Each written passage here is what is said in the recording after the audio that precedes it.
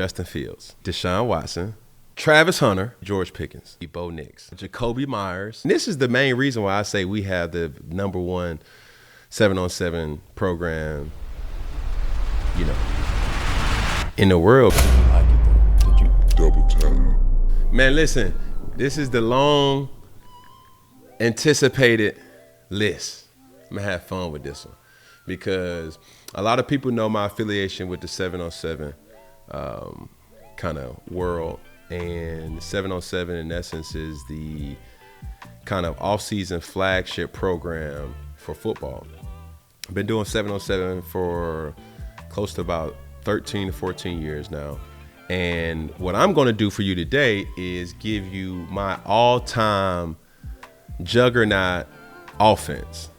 And I'm going to also put honorable mention. There's a disclaimer here because I know that I will leave out some players.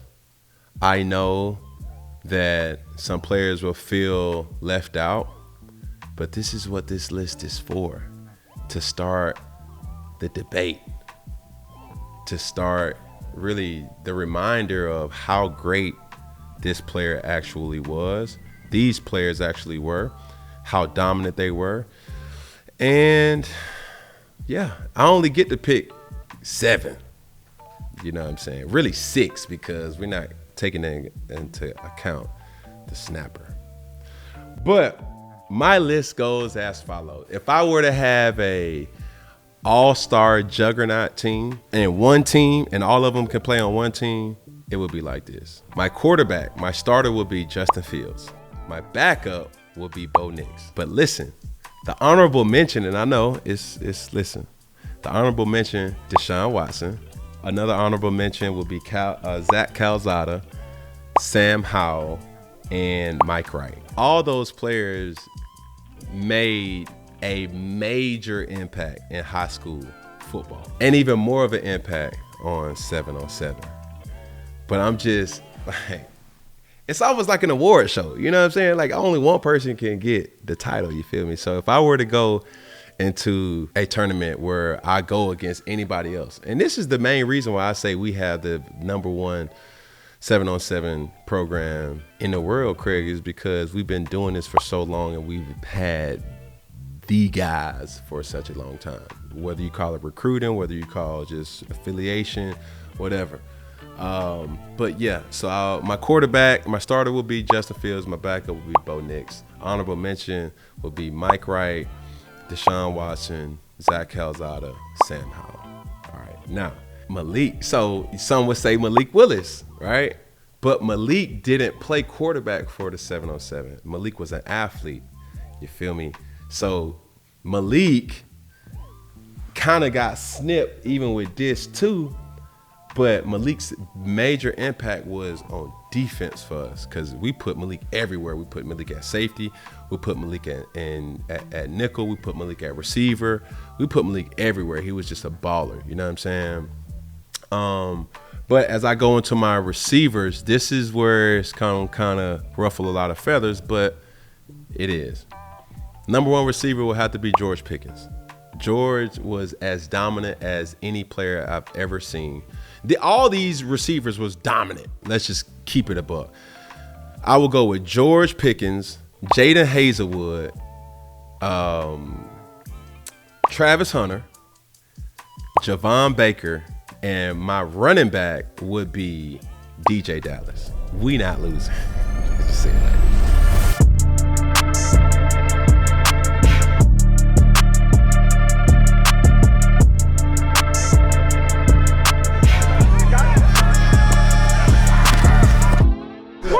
What the wrong with y'all? Y'all got that lucky think y'all something? Chill out. I'm like that.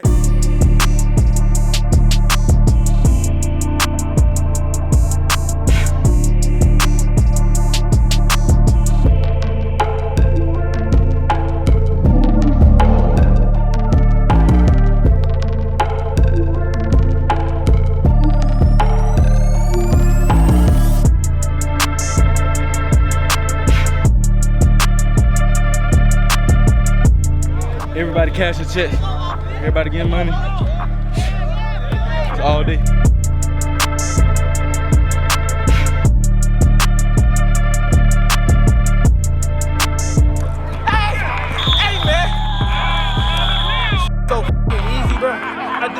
Forever,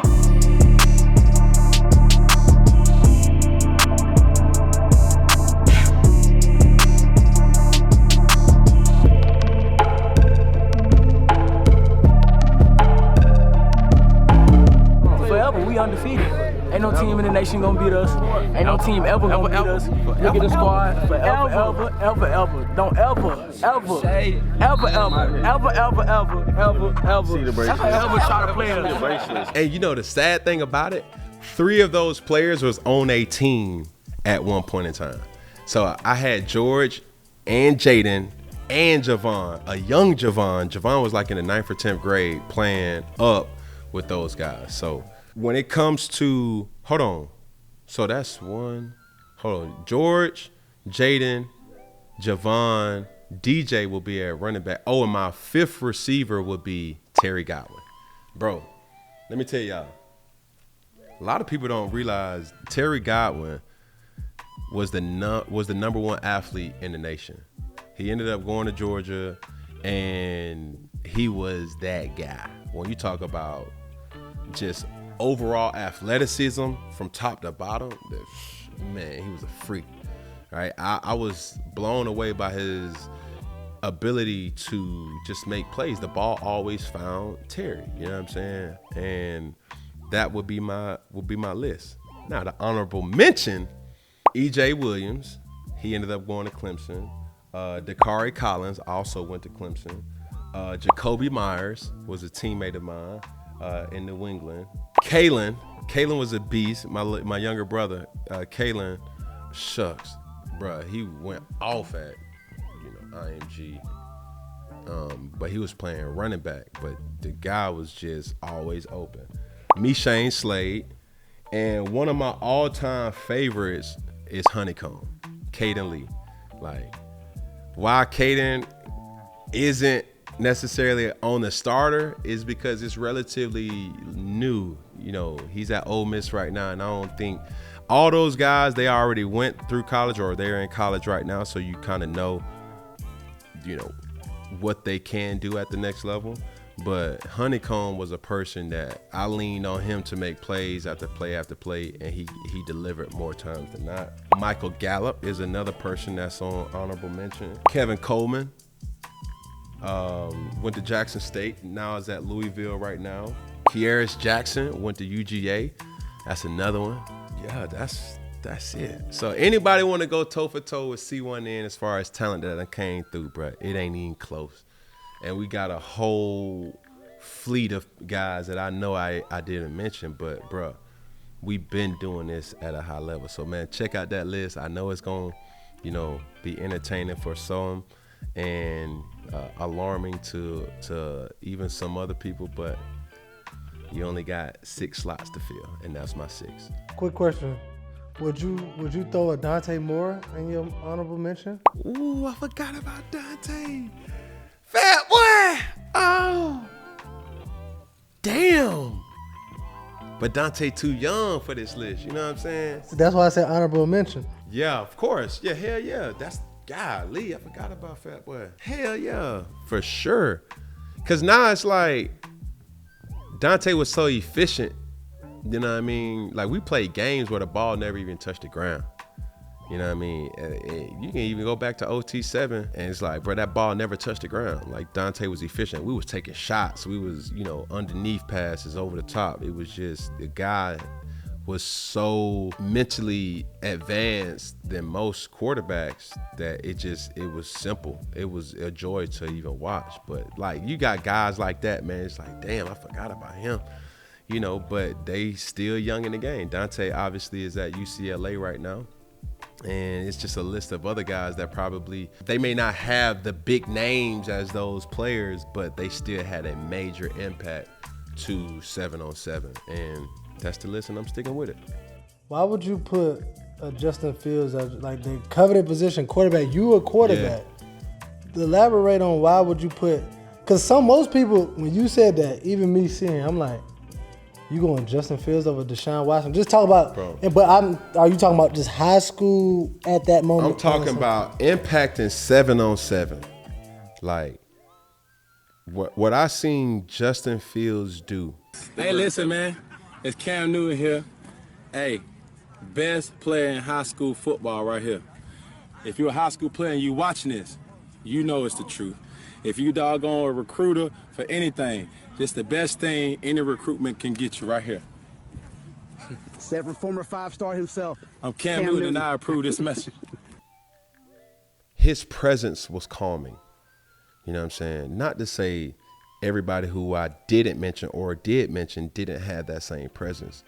It was just like, we weren't as talented as, I think Bo was the recipient of the most talented team, but him also being a great talent himself. And, you know, he just gave guys chances. But Justin was just a person who, bro, the ball caught itself. You know what I'm saying? Like, Deshaun had Cam Sutton and another Cam that went to Creekside. I'm drawing a blank, but those guys was raw, you know. And then he didn't have all those that talent around him too. So it could very well be a toss-up between those two. But Justin, me having more hands-on with the actual play calling and the roster creation, it was him, because his ability to prove tournament in and tournament out, game in and game out, that, you know, he is as advertised. Who was your biggest like person that you would probably be like in awe about? Like, damn, like I can't believe they made that play. George. Over Travis? George. And people seeing it now, but bro, like, we need to do like a flashback, a throwback to these plays this dude was making in high school. We take it really as we the best team out here, and we take it as who gonna beat us? Nobody. I'm the number one receiver in my state, Alabama, and I'm the number 2 receiver in the nation.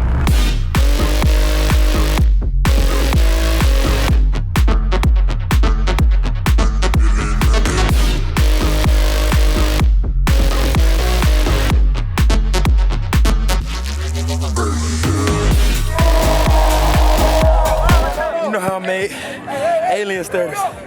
One thing about 707 that gives me great joy and amazement is, bro, I'm able to see the next generation of talent.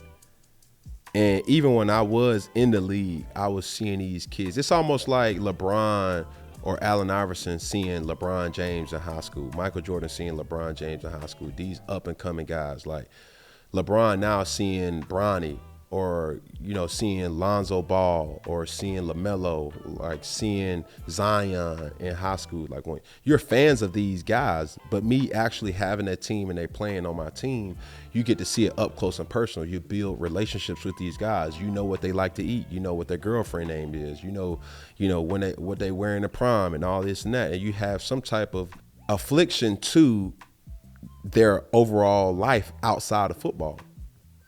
So, you know, just seeing that, like, bro, and we got kids now like DeBron. DeBron gonna be a baller.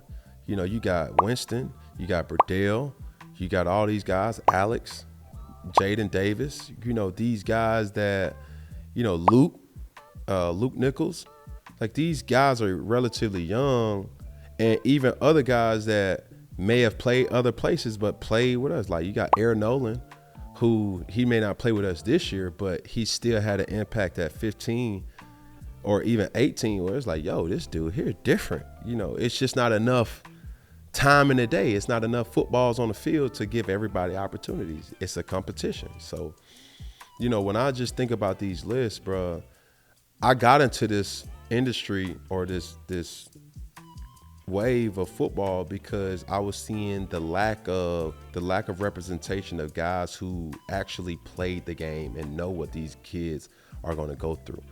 It ain't just no, hey, come play with my team, I need you. Everything that you want as a kid is everything that I had. I was a 5-star recruit. I was the number 1 player. You know what I'm saying? And you being that, like, I don't care. I more or less, I want to give you the tools off the field and mentally that's going to take you to higher heights. And that's why I still do it to this day. You know what I'm saying? I invest my own money. I invest my own time. I invest my own energy to be able to give back to these kids in a way that I know that they will never be able to repay me. And, you know, I don't want them to repay me. You know what I mean? I just want them to be able to do exactly what I'm doing when they get in my position. And I'm also going to drop the defensive list, you know what I'm saying, soon. But today we just focusing on the offense.